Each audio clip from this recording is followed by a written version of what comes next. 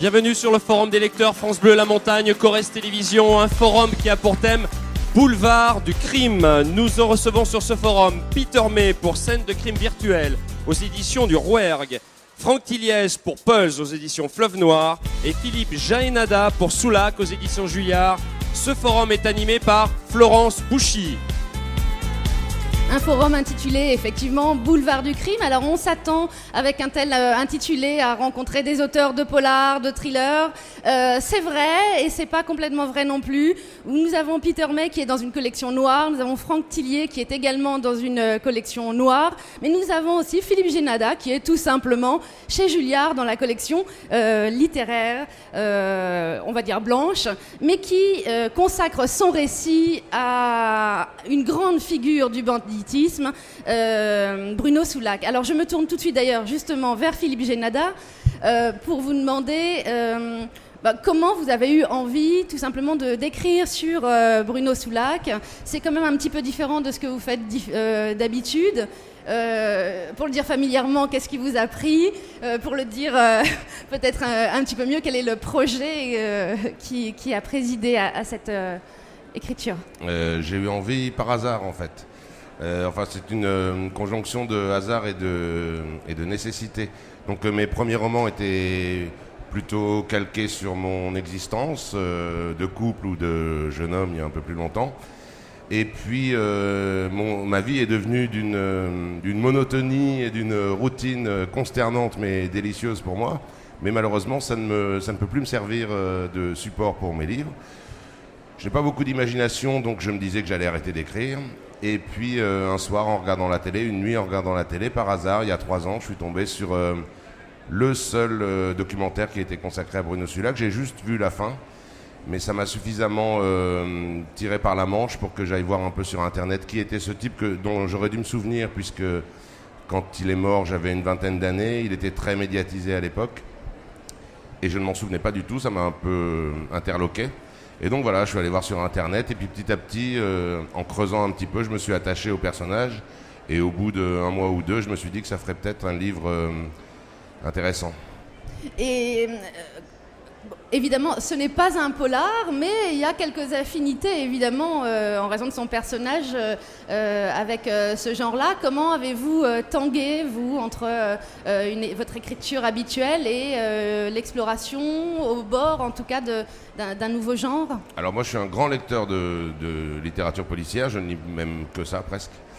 Lui, il se trouve que c'est un gangster, mais à part ça, c'est pas un polar, c'est-à-dire qu'il n'y a ni suspense, ni meurtre, il y a un peu de noirceur qui vient de sa vie.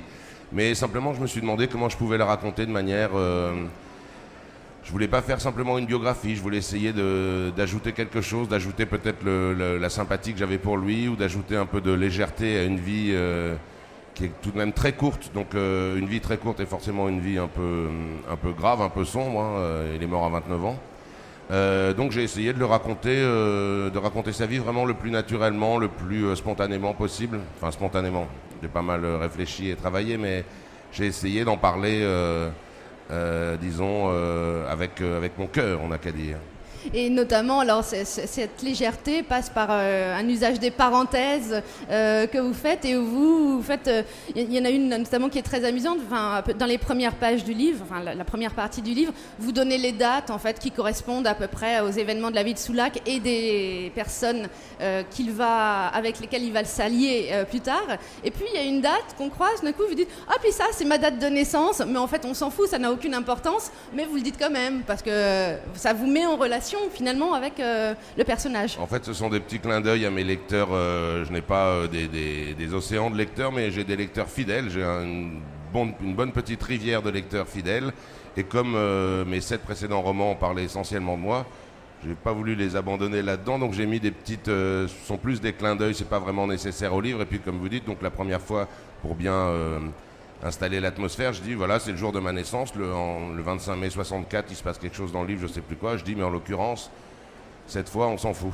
Et voilà, c'est juste, ce sont juste des petites touches comme ça. Des petites touches, mais qui participent à cet élan de sympathie que vous voulez créer avec Soulac. Oui, j'ai essayé de... Je pense que raconter une vie simplement, entre guillemets, c'est un peu froid, un peu plat. Je voulais trouver un moyen d'apporter un peu d'épaisseur et un peu d'amour au simple récit d'une vie. Alors, est-ce que pour nos spectateurs ou auditeurs qui ne se souviennent peut-être pas complètement qui est Bruno Soulac, puisqu'ils n'ont peut-être pas tous vu le documentaire que vous avez vu, pourriez-vous nous redire qui était ce gangster et quelle était plutôt sa particularité? Alors, Bruno Soulac, c'est un garçon vraiment étonnant, c'est-à-dire que c'est un garçon qui avait à peu près toutes les qualités qu'on peut souhaiter à un bébé, à un être humain. C'est-à-dire qu'il était beau, il était intelligent, il était drôle, il était doué pour tout, aussi bien le parachutisme que les échecs, la magie, le hockey sur glace ou la couture. Il a grandi dans une famille aimante, stable, équilibrée. Il a grandi à la campagne, dans l'arrière-pays marseillais. Donc il avait absolument tout pour avoir peut-être pas une vie triomphale, réussie, mais en tout cas une vie normale. Et puis 29 ans plus tard, c'est l'homme le plus recherché de France. Et il meurt dans des circonstances tragiques, non élucidées. C'est aussi ça qui m'a intéressé. Je me disais comment on peut partir avec vraiment tous les atouts et puis terminer 29 ans plus tard recherché par toutes les polices du pays et même d'une partie du monde, sans qu'il ne se soit rien passé de particulier, en tout cas de violent, de traumatique entre-temps. Et j'ai essayé justement de comprendre, c'est pour ça que le livre est un peu épais, j'ai essayé de comprendre comment une vie peut se décaler par petites touches pour partir d'un point et arriver au point opposé presque. Et justement, vous avez eu l'impression de réussir à saisir quelque chose de ce mystère? Oui, en fait, j'espère. En fait, c'est une succession. Dans un premier temps, j'ai pensé que c'était une succession de hasard ou de malchance. Il y a eu plusieurs petits carrefours dans sa vie où soit de la malchance évidente, soit ce qui s'est révélé être plus tard de la malchance, des portes se fermaient. Pour lui, je me suis dit, c'est peut-être ça qui a créé ce chemin. Et puis, je sentais quelque chose clochait, qu'il manquait quelque chose. Et en fait, c'est en étudiant, en approfondissant la vie de son père et de son grand-père, que j'ai mieux compris certaines de ses réactions, certains des choix qu'il a fait dans sa vie. Donc, je pense que c'est un mélange entre l'hérédité, entre donc ce qu'il savait ou ce qu'il ne savait pas d'ailleurs de la vie de son grand-père, qui était un immigré polonais qui a eu vraiment des difficultés, de fortes difficultés quand il est arrivé en France, la vie de son père, qui est aussi assez particulière et qui était légionnaire, qui a perdu un bras très jeune à la Légion pendant une opération en Indochine. Et puis, donc, cet héritage, et puis, voilà, une succession de portes qui claquent au mauvais moment. Mais il a eu une vie très courte, mais tout de même très, très brillante, hein, très étincelante, lumineuse et amusante presque. Alors Peter May, on est vraiment là dans le roman noir. Malgré tout, c'est un peu différent de ce que vous faites d'habitude. Est-ce que vous pouvez nous dire justement pourquoi vous avez eu envie d'explorer un peu autre chose cette fois-ci? Oui, normalement, j'écris les livres dans les endroits loin d'ici. La Chine, par exemple, j'ai écrit une série de 6 livres qui a déroulé en Chine, et puis en Écosse, les îles des Hébrides, mon pays natal. Mais pour le dernier livre, Scène de crime virtuel, je suis allé à Californie, mais aussi dans un monde virtuel qui s'appelle Second Life, oui. qu'on trouve sur l'Internet, ça existe. J'ai passé 1 an en Second Life, moi-même, pour rechercher ce livre. Et j'étais un détective privé pendant 1 an. Sur Second Life? Ah oui, sur Second Life. C'était un peu marrant, un peu bizarre, mais j'avais beaucoup de clients qui m'ont payé pour faire les enquêtes. Et c'était une expérience inoubliable, en fait. Mais c'était une belle recherche pour ce livre. Voilà. Alors, on va peut-être juste expliquer un petit peu plus aux spectateurs qui, par exemple, ne connaîtraient pas Second Life. Donc, Second Life, c'est on va dire un site, enfin c'est plus qu'un site, c'est un univers virtuel sur Internet où l'on peut s'inscrire, se créer un personnage, où il y a une monnaie qui est en cours et on peut donc passer sa journée derrière son écran à vivre par procuration une vie entière sur Second Life en achetant, en construisant, en rencontrant des personnes. Et donc, Évidemment, vous connaissez très bien Second Life. Vous avez un avatar dans ce monde? je ne vous le dirai pas. En tout cas, donc Second Life, c'est un monde parallèle et entièrement structuré. On peut s'y perdre et croire y vivre une vie complète. Donc c'est le point de départ en fait de votre livre, puisque votre personnage, lui, va découvrir l'existence de Second Life. Comment il a découvert le personnage?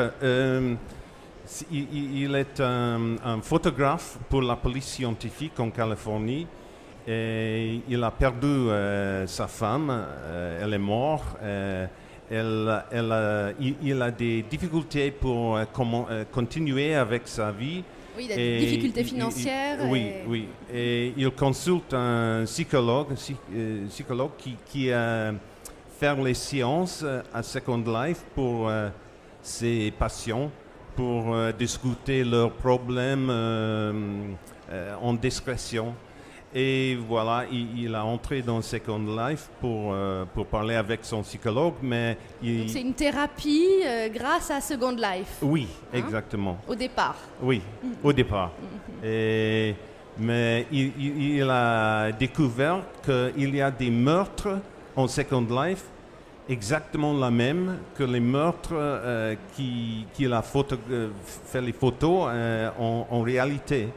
Et évidemment, il y a un lien entre les deux. Il commence ses enquêtes avec un détective privé en Second Life et voilà. Et du coup, en fait, il est presque normal qu'il y ait des crimes sur Second Life puisque c'est un monde virtuel. Là où ça commence à devenir très inquiétant, c'est que les personnes assassinées sur Second Life, ou en tout cas qui disparaissent sur Second Life, sont assassinées dans la vraie vie. Oui, exactement. Mais pour tuer quelqu'un en Second Life, parce que c'est un monde virtuel, il faut faire les changements pour les logiciels. C'est comment c'est possible, mais on fait ça en Second Life et puis le meurtrier, il a tué les victimes en réalité avec les systèmes normaux. Il y a de quoi s'inquiéter. Et alors, pour l'écriture du livre lui-même, du coup, vous alternez les dialogues virtuels sur Second Life et le récit dans la vraie vie. Vous alternez une écriture qui rencontre des récits, des dialogues sur Second Life. Oui. Et puis il y a d'autres passages du livre où c'est les dialogues et la vie de tous les jours dans la vraie vie. Donc on a deux types de récits. Oui, parce que en fait le personnage principal, il est deux personnes. Il est le personne en réalité, il est le personnage virtuel. Et il a des conversations dans les deux mondes et parfois il croise virtuellement et en réalité. Mais du coup, vous avez dû changer de style d'écriture quand vous écriviez pour l'univers virtuel ou pour la vie réelle? Oui, parce que la vie virtuelle, c'est particulier. Il y a des choses qui se passent qui ne sont pas normales. Les gens peuvent voler, par exemple, et on peut téléporter. Et alors, l'écriture dans la vie virtuelle, c'est différent que l'écriture que j'ai faite pour la vie réelle. Et ça s'est imposé naturellement ou ça a été difficile dans un même texte de jouer avec les deux styles d'écriture? Non, parce que c'est quelque chose que je fais dans beaucoup de mes livres, dans la série, la trilogie écossaise par exemple. J'écris dans deux trames, un trame dans le troisième personne et l'autre trame dans le premier personne. Et ça change beaucoup. C'est un peu comme ça. Vous avez l'habitude oui. d'aller et venir d'un style à l'autre. Exactement, oui. D'accord. Bon. Franck Tillier, il y a un lien aussi avec ce livre-là, puisque vous aussi, c'est, on peut dire, l'univers du jeu de vidéo qui vous a inspiré. C'est un hasard ou vous avez l'impression qu'il y a en ce moment une inspiration chez les auteurs de polar, une nouvelle inspiration dans le virtuel ou le jeu vidéo? Non, mais c'est vrai que c'est assez stupéfiant votre livre et votre histoire, parce que dans le mien aussi, je traite un peu, alors de manière complètement différente, mais de jeunes gens en fait qui ont l'habitude de jouer à des jeux sur Internet, ce qu'on appelle des jeux en réalité alternée, ça s'appelle. C'est-à-dire qu'ils essayent de résoudre des énigmes sur Internet, mais des énigmes qui ont des répercussions dans leur vie en fait de tous les jours, et qui les font faire des actions. Par exemple, Internet leur dit voilà, si vous voulez résoudre cette énigme, vous devez aller à tel endroit en réalité. Ils vont à tel endroit, ils trouvent un indice et ils viennent répondre sur il y a un papillon. Et alors bon voilà, donc en fait je suis attaqué par un papillon. Il va se passer quelque chose de terrible ici. Mais je vous écoute, ne vous inquiétez pas. Et voilà, donc non, mais je crois que c'est un hasard, mais en fait, en tant qu'auteur de romans policiers, de polar, on s'intéresse vraiment à ce qui se passe dans ce qui nous entoure, dans notre monde contemporain. Et aujourd'hui, c'est vrai qu'on est un peu dans le monde quand même du virtuel. Enfin, en tout cas, moi, je le vis comme ça. J'ai des enfants, des jeunes enfants. Je suis moi-même. Mon ancien métier, c'était l'informatique. Et aujourd'hui, voilà, c'est ça. Ce sont les téléphones portables, c'est Internet, c'est l'information qui va très très vite autour de nous. Donc forcément, quand on réfléchit à des histoires, on se dit, bah voilà, est-ce qu'il n'y a pas moyen de raconter des histoires aussi avec ce qui se passe dans ce monde-là, dans le monde de plus en plus bizarrement, de la non-communication, c'est-à-dire en fait, on communique énormément avec des gens qu'on ne connaît pas forcément, mais entre nous, on communique de moins en moins, ou en tout cas de manière directe. Donc voilà, c'est un peu le roman traite un peu de cet univers-là. Et vous aussi, un peu comme pour Peter May, c'est assez différent de ce que vous... C'est une veine, en tout cas, assez différente de ce que vous faites d'habitude. À quel besoin, désir ça obéissait de changer? Est-ce que c'est d'abord ce que c'est conscient? Je vais faire autre chose cette fois-ci. Ou est-ce que il s'est trouvé que l'idée que vous avez eue était différente de ce que vous faisiez? Oui, mais c'est assez stupéfiant parce qu'il y a vraiment des points communs. Moi, alors c'est mon 12e roman. Je raconte des histoires avec des personnages qui sont récurrents, qui sont des histoires policières, très documentées, très structurées. Et entre deux de ces histoires policières, j'aime bien sortir un peu du cadre, on va dire, du roman policier classique, entre guillemets, pour raconter des histoires complètement différentes dans un univers qui est plus, en tout cas en ce qui me concerne, qui tourne plus autour du frisson, du suspense, parce que c'est quelque chose que j'aime beaucoup creuser.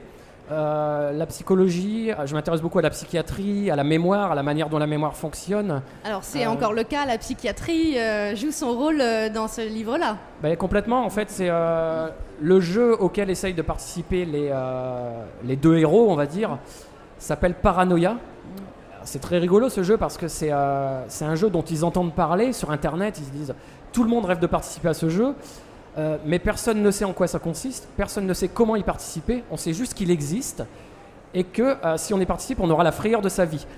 Et donc ils essayent depuis des années et des années, enfin pas des années, mais depuis 1 ou 2 ans de trouver l'entrée de ce jeu. Et le roman débute au moment où ils trouvent l'entrée, où ils trouvent le moyen de pénétrer dans ce jeu. Et à partir de ce moment-là, voilà, ils vont sombrer dans on va dire dans une spirale infernale. Qui est autour de la paranoïa, c'est-à-dire est-ce qu'on est vraiment en train de jouer là, ou est-ce que on n'est pas en train de jouer, est-ce que ce qui se passe autour de nous c'est la réalité? Et donc voilà, j'ai voulu travailler autour de cette frontière entre fiction et réalité, entre paranoïa et normalité, on va dire. Et c'est un domaine qui m'a toujours fasciné, de même que la manipulation en fait, de savoir jusqu'où on peut manipuler quelqu'un et lui faire faire ce qu'on veut. Donc voilà, c'est un peu les sujets qu'on retrouve dans le roman.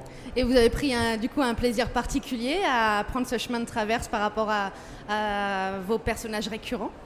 Oui, complètement, parce que alors j'adore écrire des histoires policières, hein, ça fait vraiment partie de mon univers. Mais quelque part, une histoire policière, même si on peut raconter ce qu'on veut à l'intérieur, ça structure quand même le roman. Oui. On peut pas... Forcément, une histoire policière, il faut qu'il y ait un meurtre, il faut que ce soit les policiers qui arrivent, il y a toute l'enquête, toute la procédure à suivre, on est dans l'univers policier. Et donc on peut pas raconter l'histoire de quelqu'un, j'en sais rien, dont la maison brûle et dont on a envie de suivre le destin, par exemple. Enfin, je dis n'importe quoi, mais voilà. Et donc c'est pour ça qu'entre deux histoires policières, j'aime bien sortir de là et de rester dans l'univers du thriller, qui est quand même le mien, mais en tout cas de raconter des histoires complètement différentes. Là, voilà, il y a Puzzle. Il y a 2 ans, j'ai écrit Vertige. C'est un roman où 3 personnes se réveillent au fond d'un gouffre sans savoir ce qu'elles font là. Et tout le roman se passe au fond du gouffre. Voilà, j'aime bien les huis clos, j'aime bien les romans très psychologiques. Voilà, donc j'alterne vraiment ces 2 univers-là. Et pour votre prochain, je ne sais pas s'il est déjà programmé, vous revenez à vos personnages récurrents ou vous continuez Oui, le prochain est déjà bien entamé dans l'écriture. Je reviens dans les personnages récurrents et juste encore une remarque par rapport aux personnages récurrents. Je sais que les lecteurs les suivent énormément et que je pourrais écrire que ça parce que je sais qu'ils seraient au rendez-vous en fait. Voilà. Mais je ne le fais pas pour 2 raisons. Enfin, la première, c'est que moi, quand j'écris un livre avec ces personnages-là, ils ont besoin de souffler en fait. Ils ont traversé tellement d'épreuves dans le livre que je m'imagine très mal me dire voilà, j'ai fini le livre et je recommence, je leur remets des obstacles, je leur remets une grosse enquête. Donc eux soufflent, moi aussi, hein, et ce qui me permet qu'un an après, quand je reviens vers eux, et ben en fait il s'est passé des choses parce qu'ils ont continué à vivre. Ce sont des personnages qui sont allés au Club Med pendant un an, ils se sont reposés. Bon, ils ont des petites enquêtes tranquilles à gérer, mais en tout cas ce sont des personnages qui ont une vie, qui vieillissent comme nous. Et quand je les reprends un an après, j'ai des choses à raconter, voilà. Et ça me fait du bien de raconter, de sortir vraiment de ce contexte-là et de basculer sur d'autres choses qui m'intéressent beaucoup. Philippe Janada, vous êtes par ailleurs lecteur de quelques polars ou de livres un peu noirs Oui, comme je vous disais tout à l'heure, je lis presque exclusivement des romans noirs ou des romans policiers, plutôt des années 40-50. J'aime beaucoup la littérature américaine de ces années-là, David Goodis, des gens comme ça, ou Charles Williams, enfin. Voilà, c'est une littérature que j'ai découverte un peu sur le tard. Je lisais des choses plus sérieuses, plus classiques quand j'avais 25 ou 30 ans. Et puis maintenant, j'ai compris que sous la littérature policière, ce que vient de dire Franck d'ailleurs l'illustre assez bien, il pouvait y avoir des choses sous une sorte de surface un peu, pas légère, mais un peu anecdotique comme ça. Il y a des choses profondes, intéressantes, graves, belles, voilà. Pas obligé ça met une sorte de second degré que j'aime, de détachement par rapport à l'histoire qui me plaît vraiment. Et écrire un vrai polar, vous l'envisagez ? J'en suis incapable. Alors, je vais peut-être prendre quelques cours avec lui. J'en suis vraiment, vraiment incapable. J'ai essayé, c'était consternant. Donc, je ne poursuis pas. Alors on va plutôt vous inciter à continuer de faire ce que vous savez faire. Merci donc Philippe Génada pour Soulac aux éditions Julliard. Merci à Peter May pour Scène de crime virtuelle aux éditions du Rouergue Noir. Merci à Franck Tilliez pour Puzzle aux éditions Fleuve Noir.